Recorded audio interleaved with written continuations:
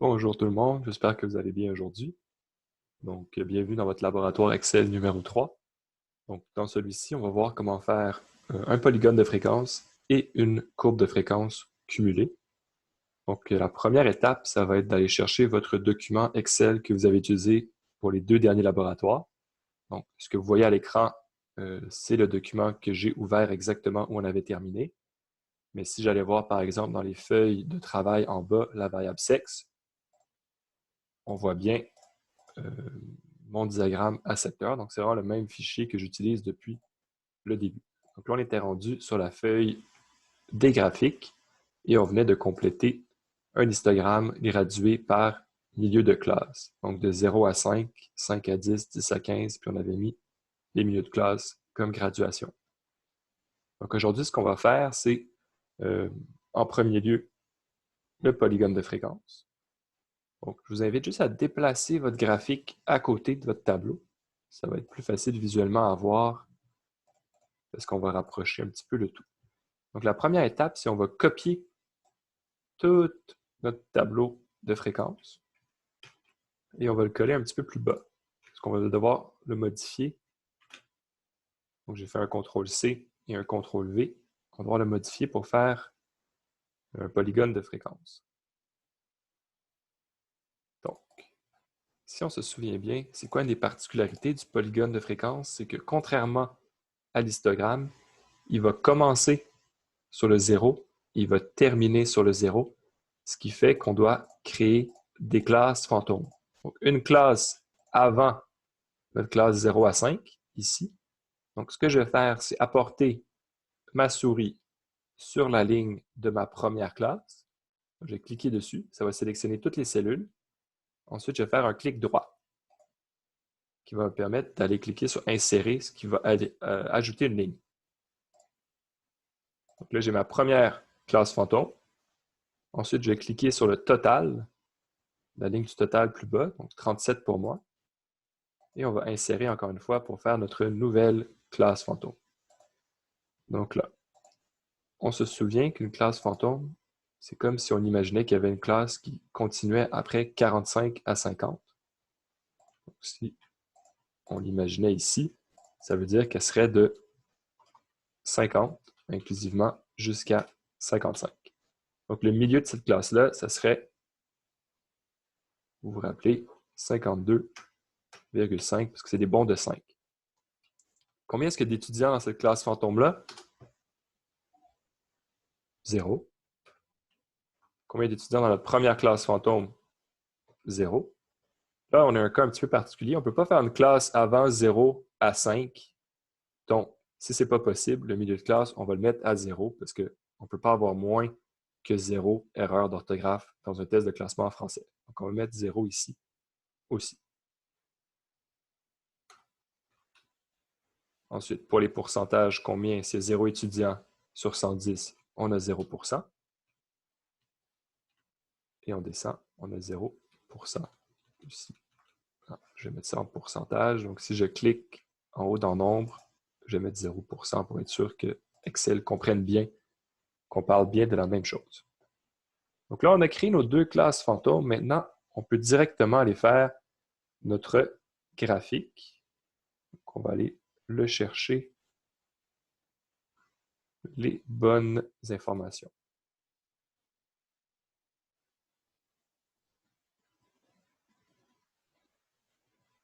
On va faire une petite pause ici pour que je puisse vérifier mes informations. Est-ce que j'ai bien fait la bonne affaire? J'ai créé mes classes fantômes. Oui, tout est beau. Donc, je peux aller les sélectionner. Donc, je sélectionne mes milieux de classe. Je pèse sur CTRL enfoncé, comme on a déjà fait précédemment. Je prends mes pourcentages. Ensuite, je vais aller dans l'onglet Insertion, tout en haut. Je vais aller chercher un graphique. Donc, dans mon onglet Des graphiques ici, je vais prendre un nuage de points. Donc, on pourrait faire un nuage de points traditionnel. Nous, on va prendre un nuage de points relié avec des lignes. Je clique dessus. Et là, on va le placer juste à côté. On va l'agrandir un peu. Peut-être la même grosseur à peu près que notre histogramme pour pouvoir les comparer. Donc, on a un polygone de fréquence. Bon, il y a des petits ajustements à faire là, rapidement là, pour qu'il soit plus facile à lire. Si on regarde la graduation de l'axe des X 0 à 10, mais là, on a plusieurs milieux de classe. C'est pas top, top, top. On va réduire ça par des bonds de 5. Donc, si on double-clique sur l'axe horizontal, il y a une fenêtre qui s'appelle Format de l'axe qui va apparaître à votre droite. Premièrement, on se rend compte que ça va jusqu'à 60. Bon, on pourrait le ramener jusqu'à 55 comme maximum. Ensuite, on voit les unités principales. Donc ça, c'est nos unités ici pour notre axe. Oh, moins 5. Ça, c'est pas bon. On va mettre 0. 0 à 55. Ensuite, on ne veut pas des bonds de 10, on veut des bonds de 5. Donc, on va mettre un 5. Unité secondaire, ça va le mettre automatiquement à 1. Donc là, si on le compare rapidement avec notre graphique en haut, est-ce qu'il se ressemble? Donc, oui, ça monte, ça descend, ça tombe à 0 pour notre 42.5. Effectivement, on a un polygone de fréquence qui est pareil comme notre histogramme. C'est ça qu'on veut. Donc là, je vais revenir pour ajuster d'autres paramètres. Donc, ce qu'on va ajuster maintenant, c'est ici, pour les pourcentages, ça m'a l'air assez beau. Pas rien à améliorer. Qu'est-ce qu'on pourrait changer d'autre? Bon, on va rajouter des titres à nos axes. Donc, on va cliquer sur le petit plus. On va cliquer sur titre des axes pour les rajouter. Donc, exactement comme notre histogramme, on va rajouter pourcentage d'étudiants. Ensuite, on va faire notre titre de notre autre axe qu'on va nommer nombre d'erreurs d'orthographe. On va trouver un beau nom pour notre graphique. Bon, on ne se cassera pas le basic. On va prendre le même nom, puisque c'est encore une répartition en pourcentage des étudiants selon le nombre d'erreurs. On peut peut-être le rapetisser un petit peu. Bon. Donc, est-ce qu'on a toutes nos informations? On a nos deux titres. Très bien. On a notre axe des X bien gradué, notre axe des Y bien gradué. Nos points sont sur nos milieux de classe. On le voit bien, 2.5, 7.5, 12.5. Donc, il est conforme. Il commence à 0. Il termine à 0. Et c'est tout pour le polygone de fréquence. Donc, vous avez vu, c'est assez rapide. Maintenant, ce qu'on va faire, c'est une courbe de fréquence cumulée. Pour celui-ci, vu qu'on va devoir faire plus de modifications graphiques, je vous recommande de faire une nouvelle feuille qu'on va intituler courbe. Vous pouvez trouver un petit nom, courbe de fric, cumul si vous préférez, mais courbe, c'est assez. Et là, pour faire une courbe de fréquence cumulée, ça va nous prendre nos pourcentages cumulés. Donc, on va retourner sur notre première feuille tout au début, dans la partie travail. Vous vous en souvenez, j'ai des tableaux croisés dynamiques. Donc, j'ai celui du laboratoire 1, celui du laboratoire 2, et là, je vais modifier celui du laboratoire 2 pour rajouter des fréquences qu'on va dire cumulées. Donc, comment je vais faire? Je vais devoir rajouter une ligne de plus à mon tableau. Donc, je vais descendre, je vais cliquer sur erreur 0, erreur O, d'orthographe, je vais le descendre tout en bas. Et là, ça va me calculer le nombre d'erreurs d'orthographe 3.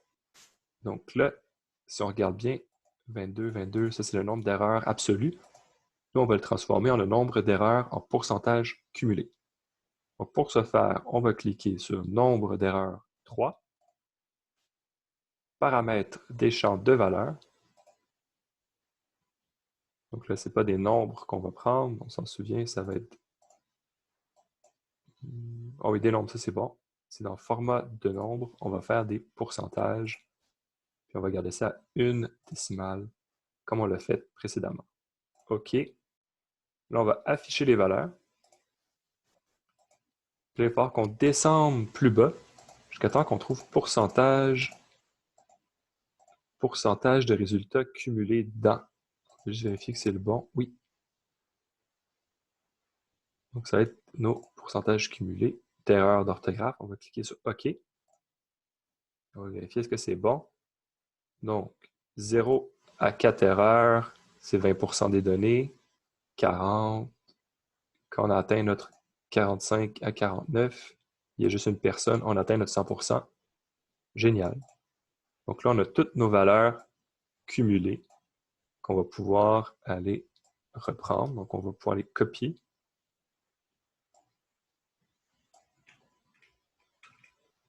Et les coller tout au bout dans notre partie fréquence cumulée. Une étape que j'ai oubliée, c'est on va revenir sur la feuille des graphiques, juste à côté.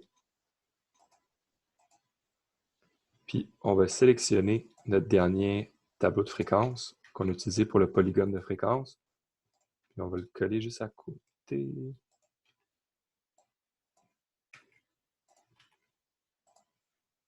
Parfait. Donc, juste l'agrandir un petit peu mes cellules pour que tout fonctionne bien. Là, ça, ce sont des pourcentages cumulés.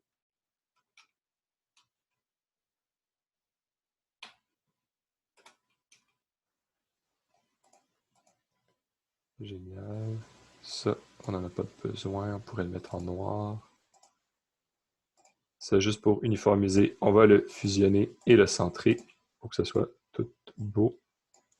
Nos bordures ici, on va les faire réapparaître, toutes les bordures, pour avoir un beau tableau de fréquence. Génial. Donc, maintenant que c'est là, qu'est-ce qui va nous manquer à faire? Ça va être de sélectionner nos bornes supérieures.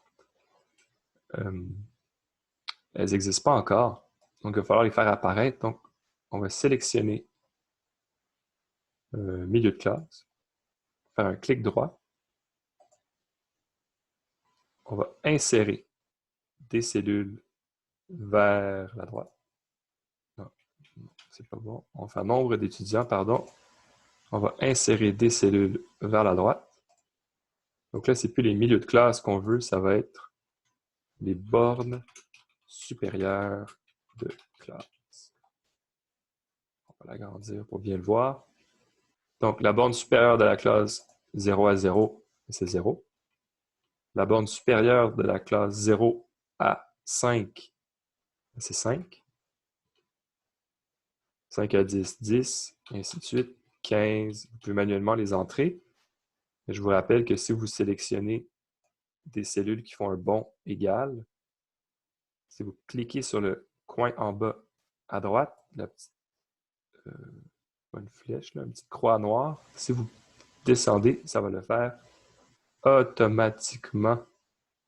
Donc, on va descendre jusqu'à 50, puisqu'il n'y a personne dans notre classe après.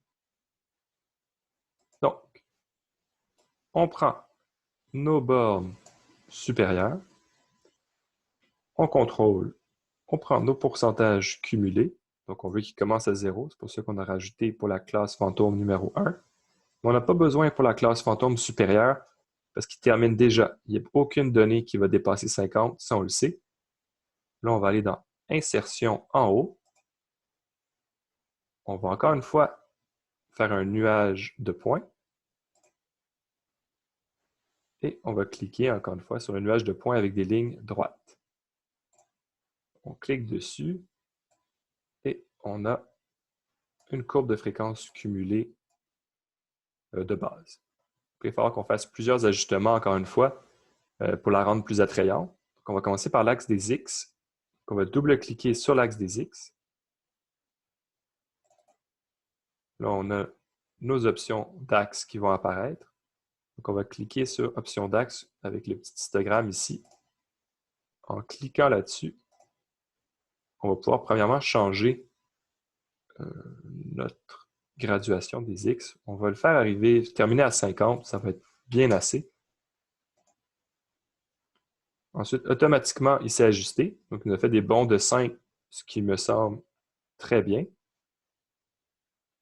Ensuite, on va regarder notre axe des Y. On va double-cliquer. Donc là, ce n'est pas nécessaire que ça termine à 120%. Donc, là, il a mis 1.2, c'est parce qu'il fait x 100 pour aller à 120. Nous, on va le mettre à 100%. Donc, on va le mettre juste à 1. Il s'est ajusté. Donc, il part de 0% jusqu'à 100%. Génial. Oups. Je redouble-clique sur mon axe des Y.